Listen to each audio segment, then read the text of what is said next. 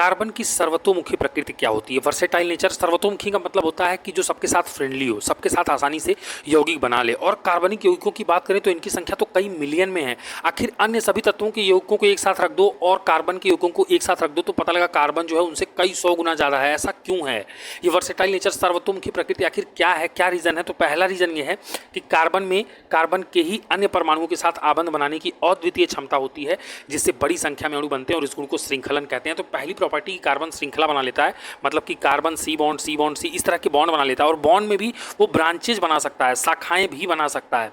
साथ में ये चाहे तो किसी के साथ डबल बॉन्ड बना सकता है, ये कार्बन के अणु के साथ ट्रिपल बॉन्ड बना सकता है, यहाँ तक कि ये रिंग टाइप संरचना भी बना लेता है। तो इसलिए श्रृंखलन का जो गुण है इसके नाते, और श्रृंखलन जब पढ़ते हैं तब हमें दो चीज़ें और पढ़नी होती हैं, संतृप्त यौगिक और असंतृप्त यौगिक। देखो, जिन भी कार्बन में सभी बॉन्ड जो है सिंगल बॉन्ड हैं, सभी बॉन्ड जो है सिंगल बॉन्ड हैं, तो उन्हें हम लोग कहते हैं संतृप्त यौगिक।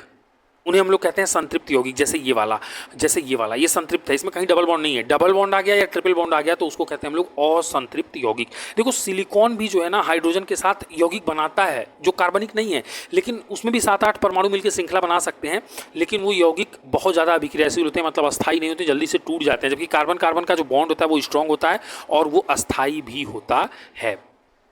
दूसरा पॉइंट क्या है इसके वर्सेटाइल होने का, कि चूंकि कार्बन की संयोजकता 4 होती है, अतः इनमें कार्बन के 4 अन्य परमाणुओं अथवा कुछ अन्य एक संयोजक तत्वों के परमाणुओं के साथ आबंधन की क्षमता होती है। कार्बन की चारों 4 संयोजकता होती है, मतलब किसी से भी जुड़ सकता है। यानी कि ये कई बार ऑक्सीजन के साथ, नाइट्रोजन, हाइड्रोजन, सल्फर, क्लोरीन, इन सब के साथ भी कार्बनिक यौगिक बना लेता है। एक इसकी ये भी अच्छी बात है।